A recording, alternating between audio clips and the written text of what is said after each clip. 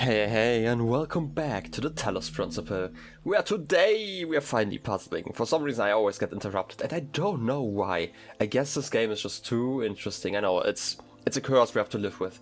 But for now, we do have another flickering puzzle, this time apparently just with some jammers.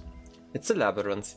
Oh yeah, we did enter that one just once really briefly, so let's check it out proper this time. We do have a door to open, okay. Oh, I thought it would just open. No, I obviously need a key. We can probably do that. So here's a fun thing about like puzzling and my attitudes towards them. I really hate mazes in general. Mainly because I think that most mazes don't do anything interesting to justify being in the game, basically.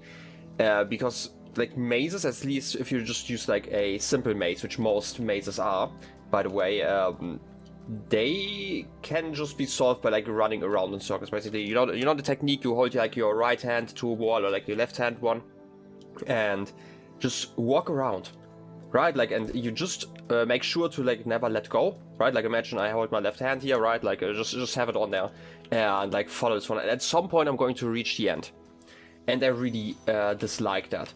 You can make puzzles slightly more interesting. Okay, that's not great. You can make them slightly more interesting by adding like additional goals, or by basically, well, how do I put it? Not just adding those goals, but having a way to figure it out, right? Like, this is the reason why I don't like them as puzzles in particular. It's like, yeah, you can solve them, but there's like no way for you to, I guess, properly solve them, right? Like, you're basically brute forcing it. There are rarely any ways to not do it via brute force. Okay, I can open this one later on. Like, for example, this one. This is already a more interesting maze, just because we have like stuff to interact with in here, right? Like, the solution is not just passing through the maze. It's actually doing something in here, and even though I have not quite figured out what I am supposed to do here. By the way, we did have like the turret there, and I completely ignored that. I could have just jammed. No, I need to jam. Okay, so I need to end up here at the end. I don't know, but like there's something I have to do in here, and I need to use like the different pieces in here to my advantage. And like this is the actual puzzle part, but just running around in circles, that's not interesting. I really despise that in games. Am I far enough away if I stand here? Just barely. Okay, so that means I can actually go around. That's nice. We can't really... Ooh.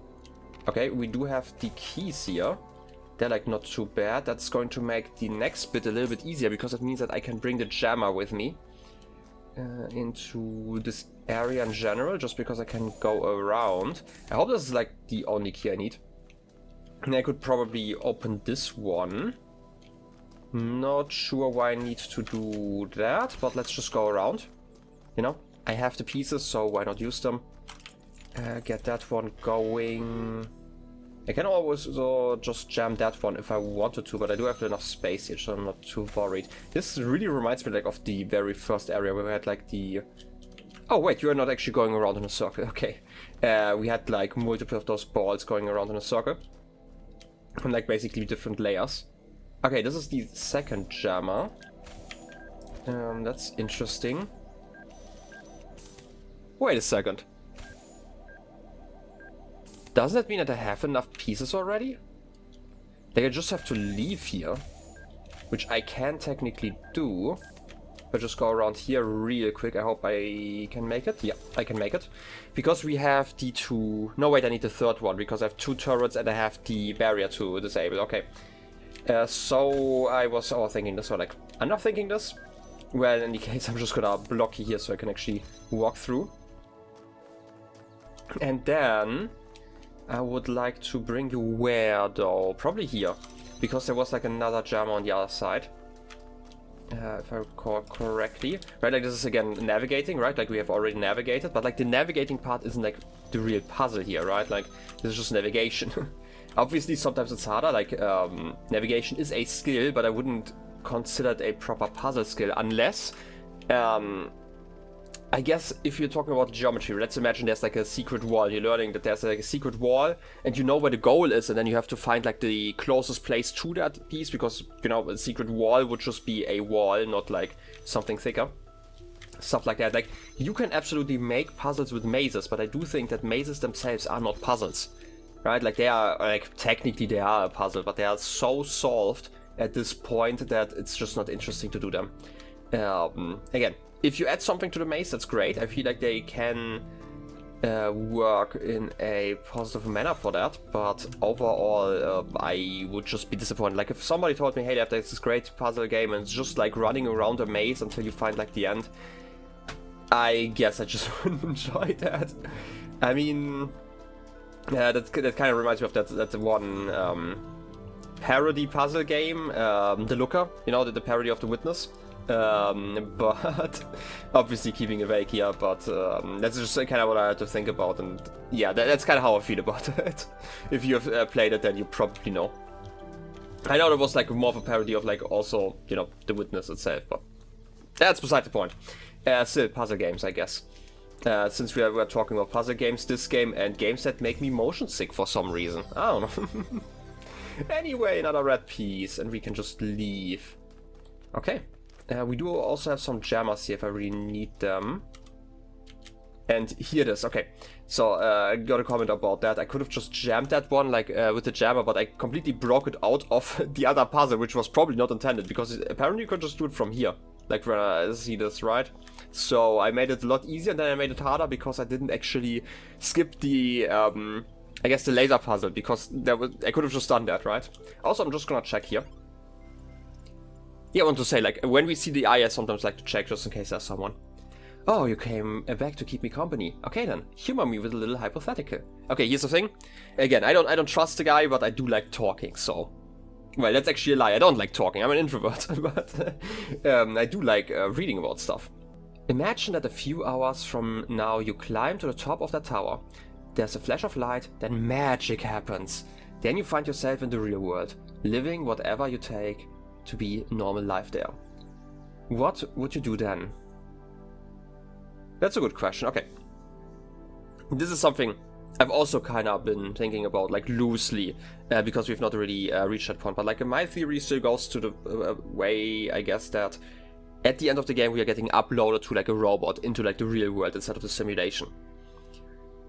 I mean, the whole comment about, like, magic happens is actually an interesting one, because, like, if we, I guess, copy our consciousness into a robot, first of all, is that our consciousness, right? Like, isn't that just like a copy of it, right? And like, I don't think cut and paste works like that, but that's like another question. I feel like we don't have to talk about that here.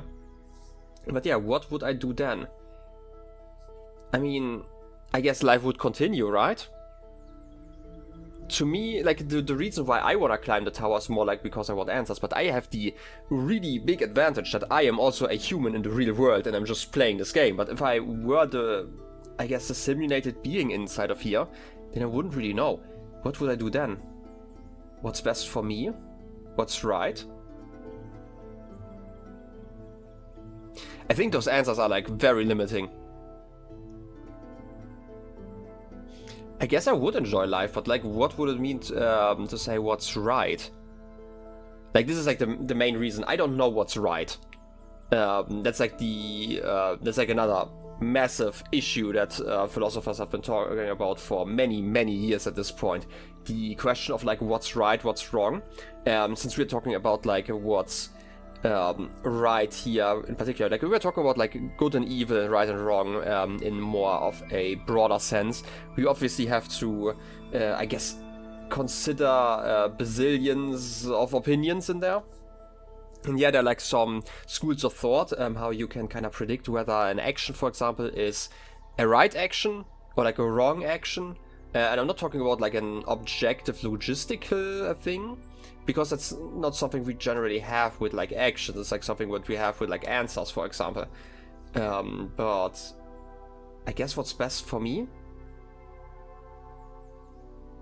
But what would even be best for me? That's like my major issue with this answer here. I don't know I don't know what's right and I don't know what's best for me. That's kind of how I would put it. I don't think I would be someone who says like I'm so righteous I would always do what's right. I don't think that that's really it. I would probably just live my life, and that's probably what's best for me. Let's be egotistical here. Yes, that's the general impression I was getting of you. Thanks. Good. Perhaps we won't have to work so hard at this after all. Before we continue though, I want to double check we're on the same wavelength here. Suppose you get out there with all the human beings. What you're going to do is rinse them for all they've got without a care for a soul. I mean, I wouldn't really go that far. Like, what's best for me doesn't really mean squeezing out other humans. I only do what's best for me within a moral framework is probably a better way to put it. I don't really have to go that far, right? Like, imagine we get like all the humans out and like I'm one of these humans. I would probably, like, assuming I get like some leadership role just because I got them out of there, right? Like, assuming I get like some control, I would still like want them to also be happy. First of all, like for my own survival, like I don't think I would survive as a dictator for a long time, like a vicious one.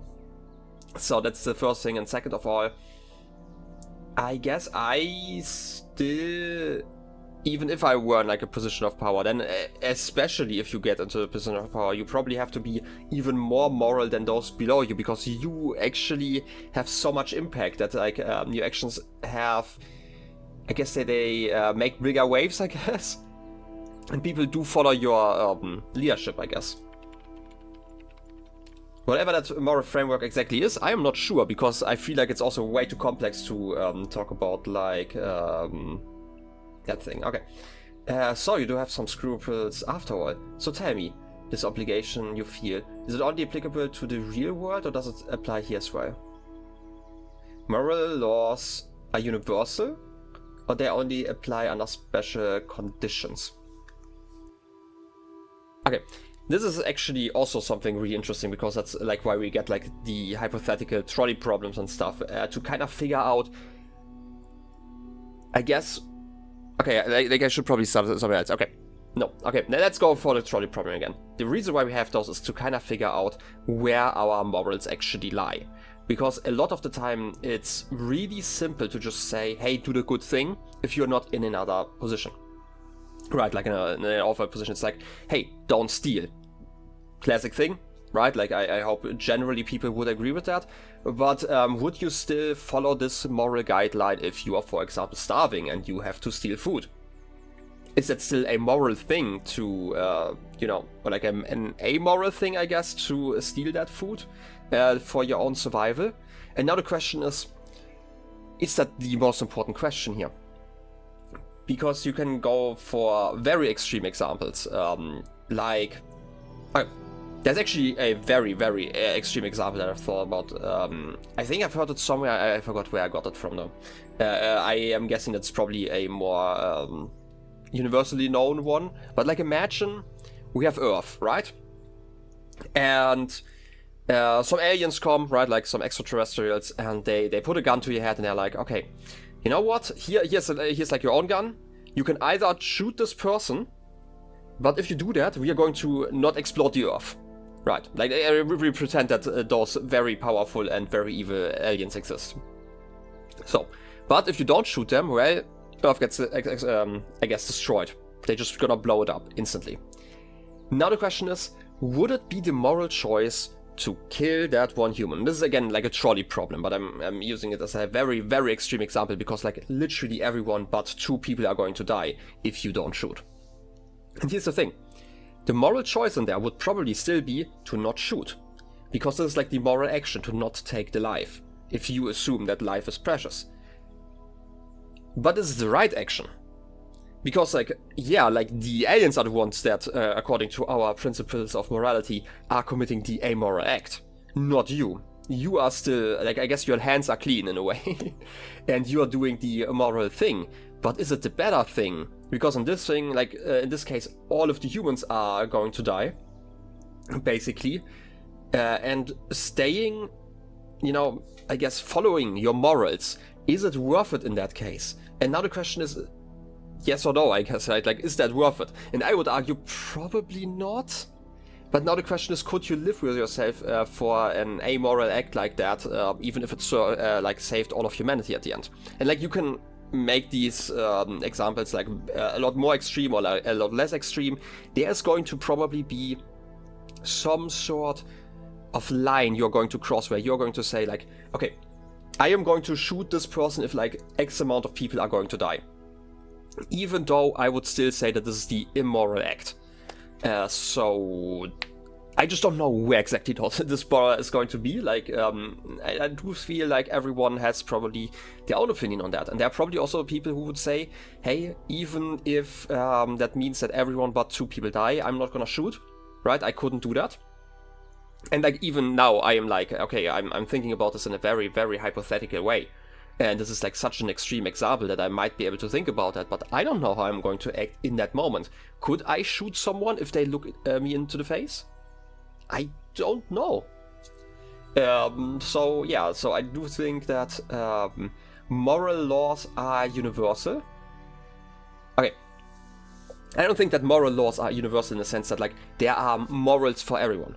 I do think that moral frameworks are different per person, but those moral laws should be universal for this person, because otherwise it's actually not a thing about morality. And like, again, you can still break your moral laws. That doesn't make you like less human. This is like quite normal. Like, there are a lot of, I guess, ideas that many people follow until it becomes too inconvenient for them. Or sometimes they're just breaking those because they haven't really thought about the implications. That's kind of the thing. I do not think that moral laws only apply under special conditions, but that's not how laws work. There can be some morals that can be applied under special condition, but I feel like that would be universally true. Right? Like, what I mean by that is, for example, imagine your moral framework values life but only human life. Then this would be a special condition that this only applies to humans and not to other life forms. Yeah, that would be a condition, but it would be like universally. Like, you wouldn't then change that those rules just because you are in a different country, for example, right? Like, or like your circumstances change.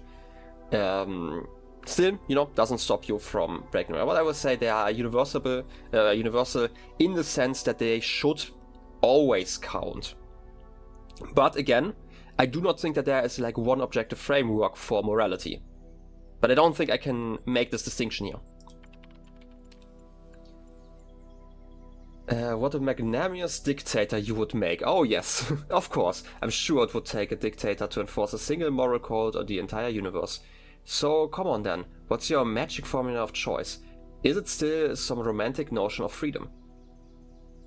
Did I say that's like a romantic notion of freedom? The more equal everyone's share, the better. The more goodness in the world, the better. Consequences don't matter, or reasons do. That's actually an interesting one. I see no way to explain what I believe. That's like the easy answer. But let's think about like the other ones. First of all, consequences don't matter, or reasons do. I think there's like consequentialism, or I think it's called, where like that's actually the other way around, where you say an act is moral depending on the outcome. I don't really think so. I think the intent is like more important. It's like imagine a doctor trying to save a human, but they die because they misdiagnose something. Would it still be a moral act for them to attempt or like do whatever procedure they are doing? I would argue yes, even though it led like to the patient's death. Yes, it's a mistake, but like under their understanding, this was a moral act. Now, what about consequences? Imagine somebody's just like out there murdering people, right?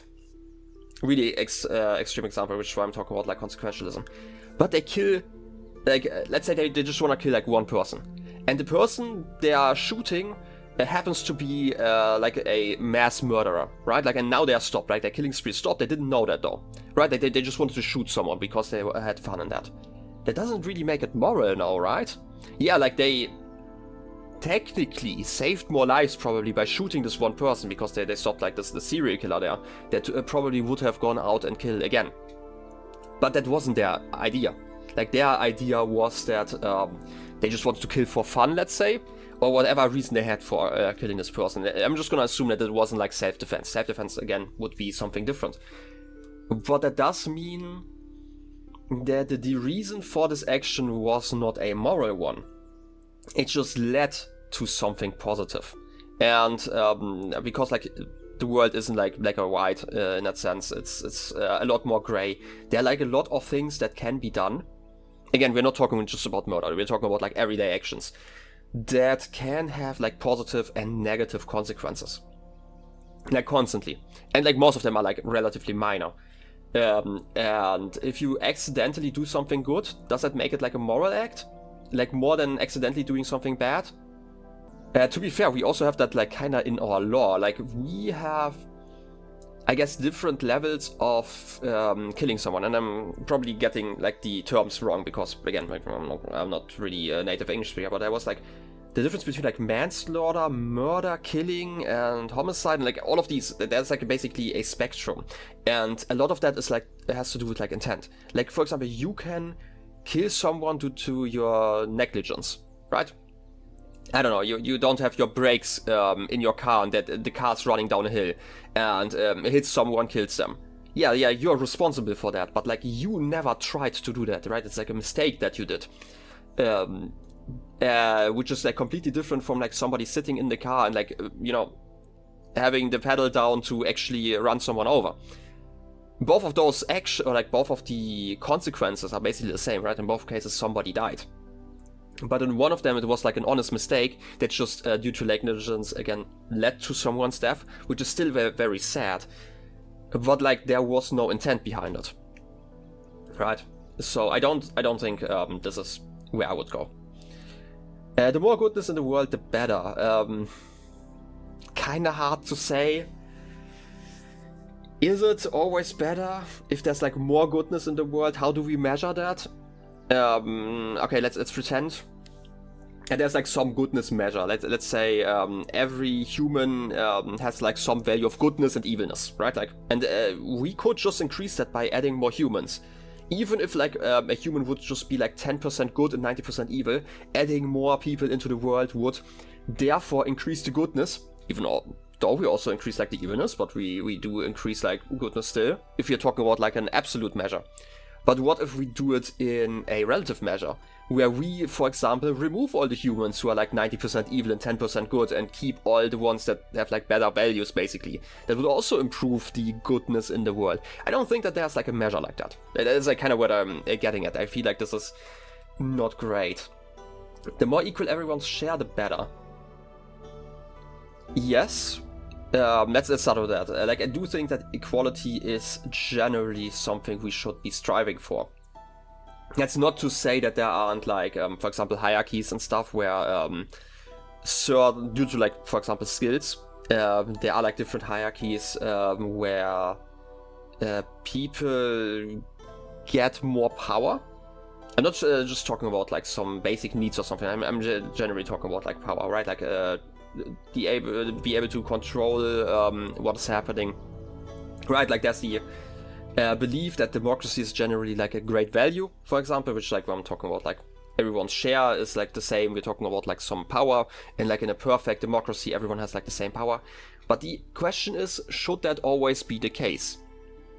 I'm not talking about like voting for like a party in a state. I do think that in that case it's probably a wise choice to have like everyone vote. But I'm talking about like other cases, like for example, doctors. And I'm using doctors again because I feel like they're a great example for things. Who should decide whether somebody can become a doctor or not? I'm not talking about like the path of like education, but I'm talking about like, let's say we want to certify that. How do we do that? Well, ideally we have like other doctors who actually understand how like, doctoring works, like the whole medical field, and they probably should decide. I don't think like everyone should be asked. Like I have no idea. Like if you asked me, like who, like let's say there are like 3 people in front of me and they're like, okay, who of these people is allowed to be a doctor? Well, I would have no frame of reference for that. I would just probably, I guess, vote in a way that basically akens to like a popularity contest, right? Like the most friendly person might just seem like a doctor and I might vote for them if they're like all if they all want to be doctors, but they couldn't really check whether they are the most qualified. So we probably need some sort of hierarchy there, right? And that's what I'm saying, like, all perfect equality is probably not, first of all, not achievable, and second of all, probably not desirable. That's not to say that we shouldn't make sure that we should get a lot closer than we currently are in society when it comes to, like, equality. I'm just saying that there are, like, exceptions, and there are, like, tons of exceptions, but they're, like, very specific in all cases. So yeah, I would still probably go for that in a way. And like, I did talk about, like, power here mostly, but if we're talking about, like, resources especially, yeah, I do believe that this, to be fair, I was just going through, like, the examples here, like in the example answers, but there's also, like, the magic formula of choice, and there's still the romantic notion of freedom. If everyone is basically in the same position, or, like, at least has, like, all their needs met, whatever that may mean exactly, let's assume that everyone is about equal, this is probably the most free we can become. There are, like, different ways of, like, defining freedom. I do prefer, like, the safety bubble kind of thing, where, like, everyone gets, like, their own bubble, right, and in which they are free to do whatever they want, but it stops, like, once you enter, or, like, you try to enter, like, another person's personal bubble, kind of thing.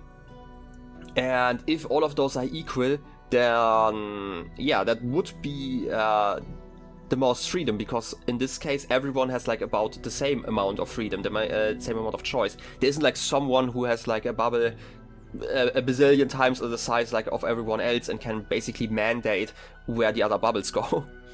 Right, which also still means that if you are working together with other people, you obviously can increase your bubble of freedom, because if other people are free, or, like, fine with you, I guess, entering their bubble, their sphere of influence, whatever you want to call it, and I'm using this as a very big metaphorical sphere. It's obviously not, like, a physical one. I'm not talking about, like, keeping people at, like, an arm's length. I'm talking about, like, your rights and your opinions. And yeah, I would say, like, just to keep this, like, a little bit short, I feel like this is probably the closest one that I would answer. Would I say something else, though? Since there's, like, a last one where it's like, oh yeah, that's, like, complicated. And I do think it's, like, more complicated in general, but we have to start from somewhere. Otherwise, and, like, this is the next thing, because the serpent here talks about, like, being a dictator, right? Like, I kind of mentioned this before, that that's probably not a great choice. Yeah, like, I would maybe enter, like, a position of power just because I managed to get everyone out.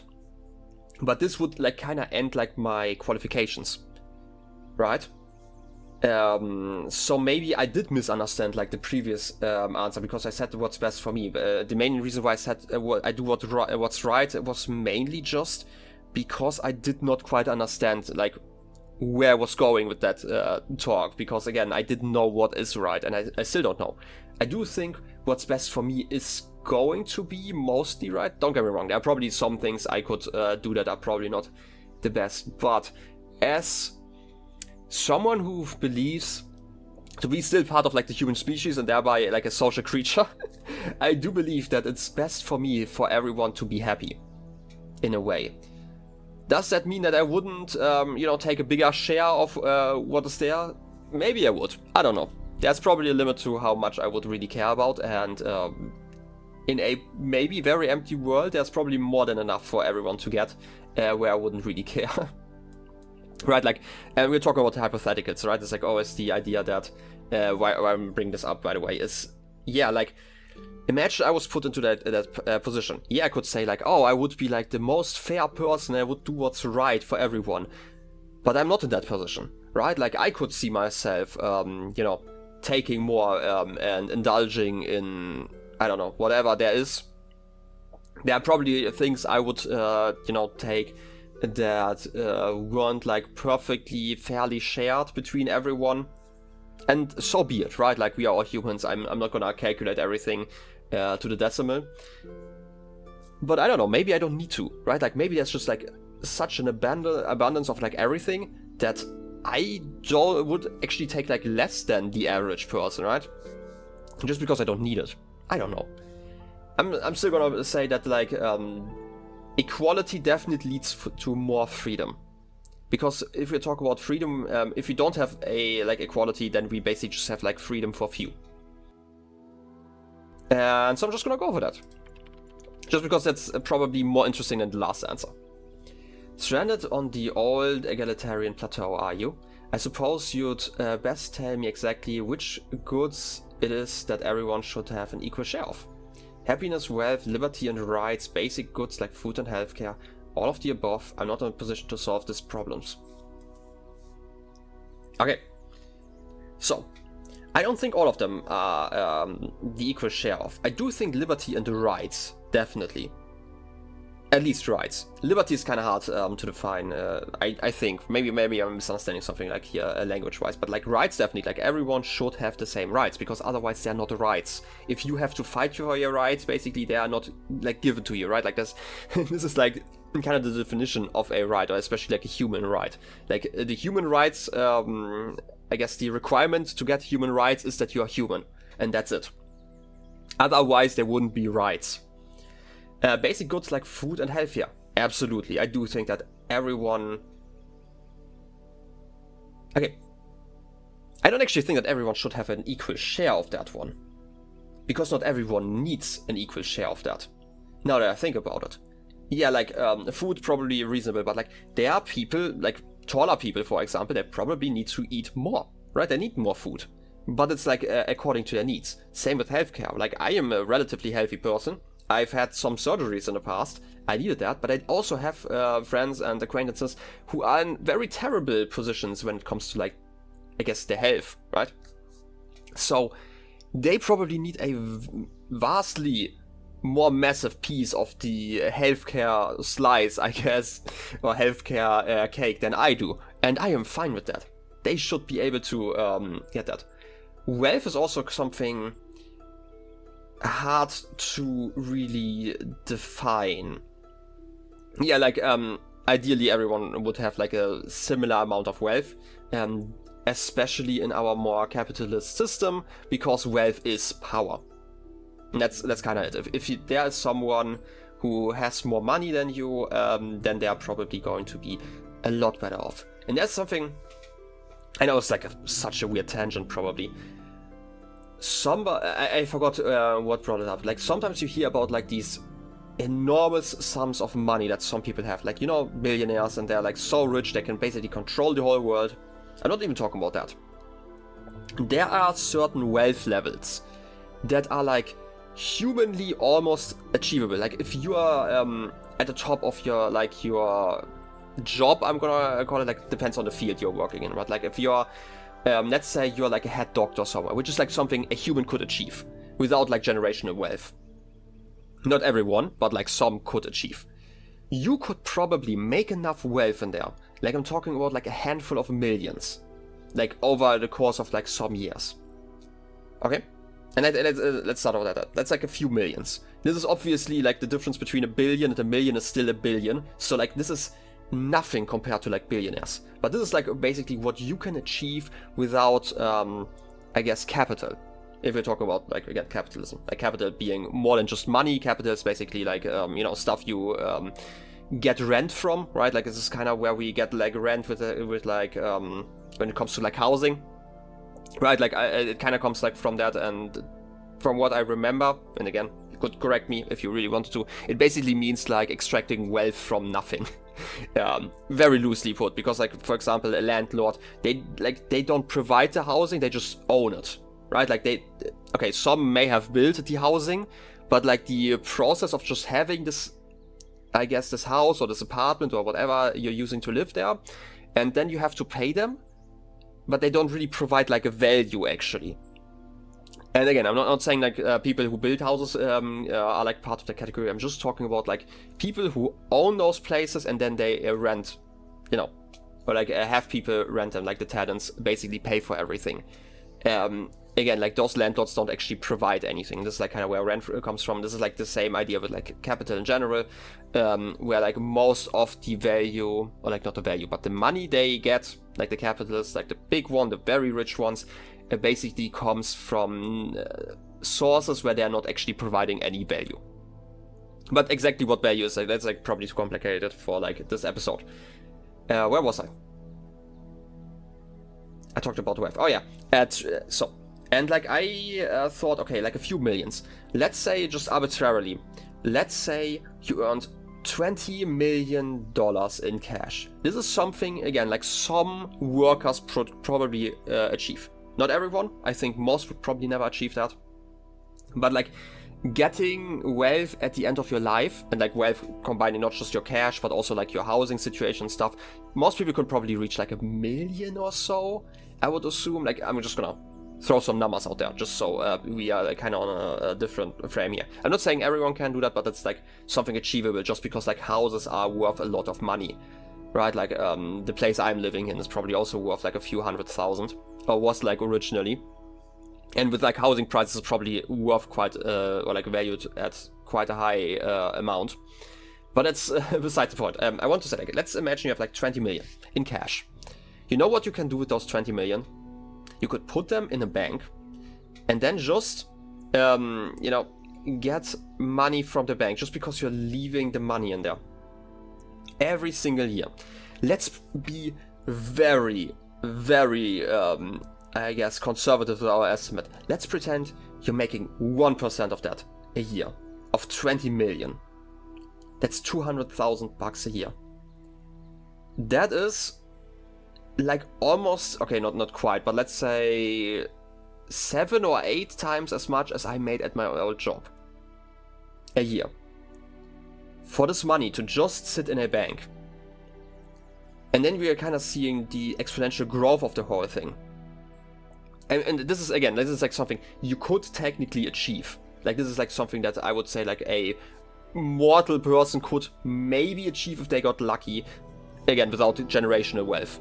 And then you have like all of the other people that have like so much more. But like, imagine that, right? Like, imagine getting 20 million, putting it in the bank. You wouldn't have to work anymore. And like, you don't even have to live frugally with like that 1%. And like, most banks are probably going to give you like more than 1% a year. But yeah, like, or like investing into shares or something like that, which generally also gives you like a few percents a year if you are okay with that. You don't even have to make like a lot of money. That's like the whole interesting thing. And you're like not providing any value again. Again, talking about like the capitalist thing. Yeah, you're not providing value, but like just talking about like money. And at that moment, you would be free to basically pursue whatever you want. Whether that is work or like hobbies, you're free to do whatever you want. And people generally wouldn't be able to control you because all your basic needs are met. And I guess you are finally free to seek your own self-fulfillment. Which is interesting. I don't know why I started this conversation. It's been probably 5 minutes at this point, so let's ignore that. But like, wealth definitely is something that should be relatively equal because, again, it grows exponentially as well. That's like the next issue that we are having. Like, most people have like a similar amount of money. Like, if we're talking about like the magnitudes of money, and then you have like some people who are like so far above, right? Like, that makes it really, really hard to compete in a way. If, again, money and wealth equals power. And that's kind of it, right? Anyway, I'm not in a position to solve these problems, probably will be something. Happiness, definitely something we cannot make equal. That's just kind of the truth. Happiness kind of comes from like your circumstances, your situation. Yeah, we can kind of help with that, right? Like, I do think that a lot of happiness can only be achieved once your basic needs are met. We have talked about the pyramid of needs, or like the hierarchy of needs before, very briefly. Like, you have to have like the basics before you can work on your own happiness, basically. But what exactly happiness is different for everyone. Like, for example, imagine for you and for some others, like having a family, right? Like starting a family would equal happiness. Well, we can't just give everyone like a husband or a wife. Like, that's not possible, right? Like, they're still human beings. They would be in the same situation. There's going to be like some inequality in that way. And we cannot make this just equal, right? Like, I don't think happiness can be equalized like that. We can help people be happy, but I do think that this is the thing that's just not really possible.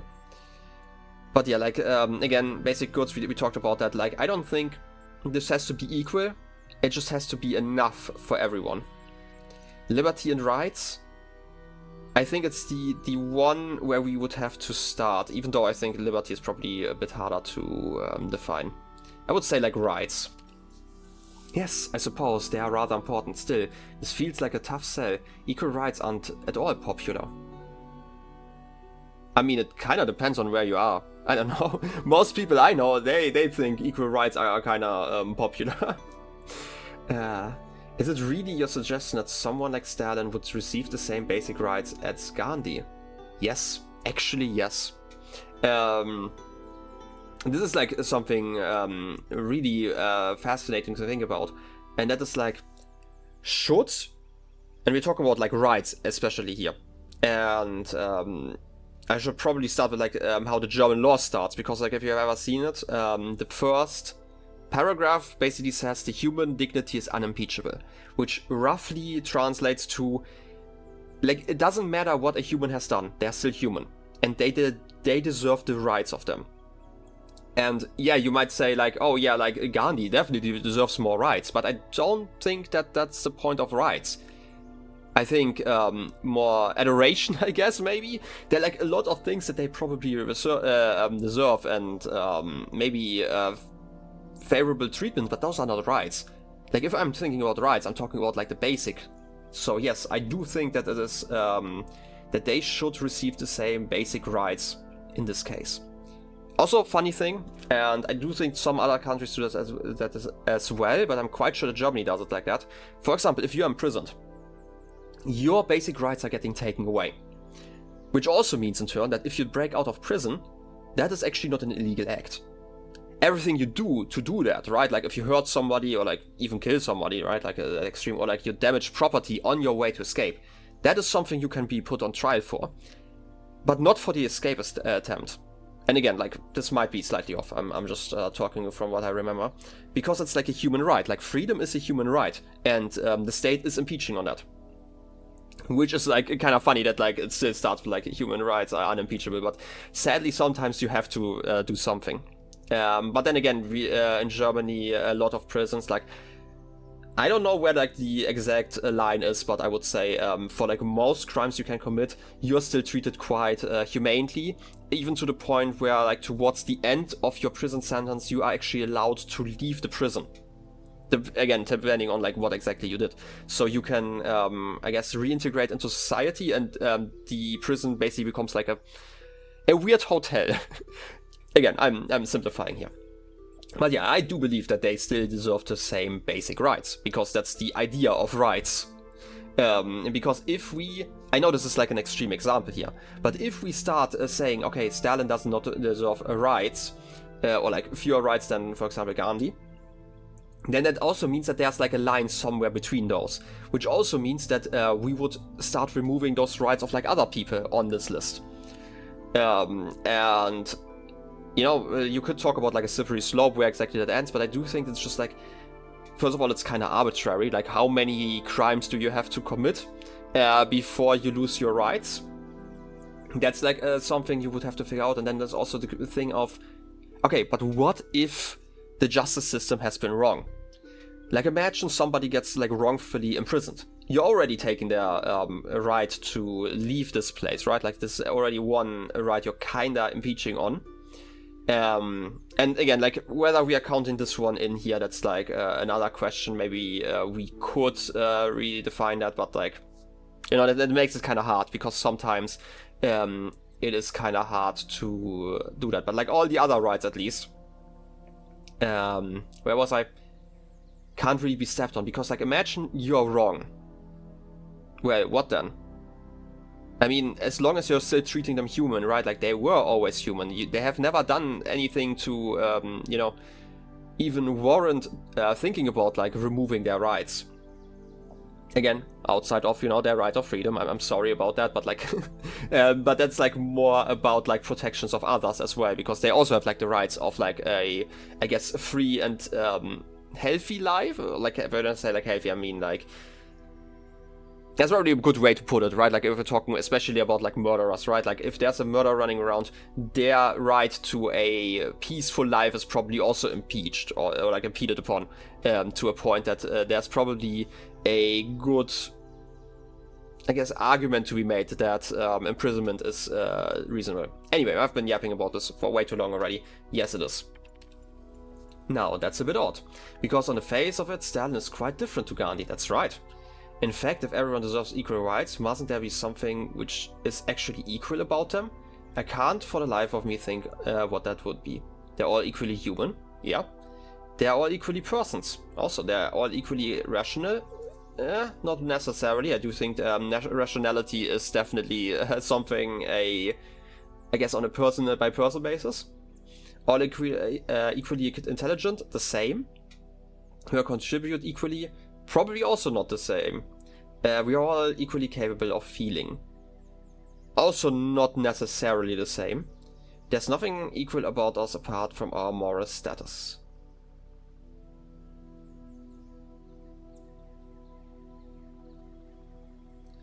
I would say we are equally human. Okay, let's start with that. I would argue equally human. The reason why I'm not saying equally persons is just because we have like, you know, legal frameworks of like what a person is. And we had like the example at the very beginning about like companies being a person basically. And I do not think that a company has like the exact same rights that a human person should have. And vice versa. It just makes it easier to deal with. So I'm just gonna say equally human. And we're back to speciesism. Yeah, that's fair. That's like actually something I thought about like while I was thinking it, because like technically we are currently robots. So you discover a race of intelligent lizards, and they don't get the goods because they're made of a different stuff. Depends on it. Currently, I would say, yeah, currently. We can always talk about that in the future. If we find them. No, we're equal in another way? But it is definitely, like, here's the thing.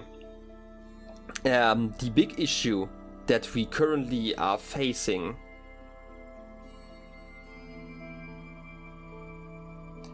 And by the way, I really like that there's like the back talk, right? Like I would hate it if this game just told me, oh yeah, you're correct, I should probably mention that.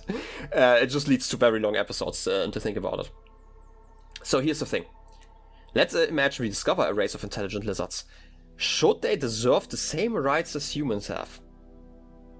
And now the question is, we use lizards here, but why don't we use something even more exotic? Something even more different, but that's still like intelligent. What if, let's say, we make it a human right for people to have food, as an example, and then we have like a super intelligent plant. I feel like they need something else, right? Like they still need water, they need sunlight, but they would probably get like a basic right to sunlight, because this is according to their needs. So this is like kind of where I'm trying to get at. Rights should be based on like what you need, and we currently we do have a difference between like animal rights and like human rights, right? We still say that, like, for example, animal cruelty is generally frowned upon. I do think it's not quite as enforced, but like, for example, like animals do not, even pets do not have like the same rights that humans have. So yeah, we do have that, but they still have rights in a way. It just looks quite different, but like, I do believe that rights should be tailored towards the recipient, not on the individual level, because that's kind of too hard. We have like 7 billion people out there, right? Kind of hard to give like everyone like specific rights. But we can find like the common denominators that everyone needs, that are required, and then we can work on that. I do think that they should still get goods. That's like another thing. They probably should get goods if we are on like peaceful terms with them. It's like always like, if we're talking with sci-fi, there's always like the idea of like the evil aliens and stuff, right? Like which is another talk for another day probably, where that's coming from, because they are still like coming from the inner machinations of our minds, right? So that's like another story. Anyway, I would say they might get the goods, but we would have to discuss that and figure out what they need. I don't think we would necessarily be equal, right? Would we be? Maybe. There are like other ways where we are equal, but I don't think that we necessarily need the same rights. Maybe for the intelligent lizards, yeah, but for others, maybe not. But I do think that these answers are not precise enough for what I want to talk about. Like, the question is, would I say they are equal in another way? Kind of. But again, I don't think that they deserve like the exact same rights that humans do.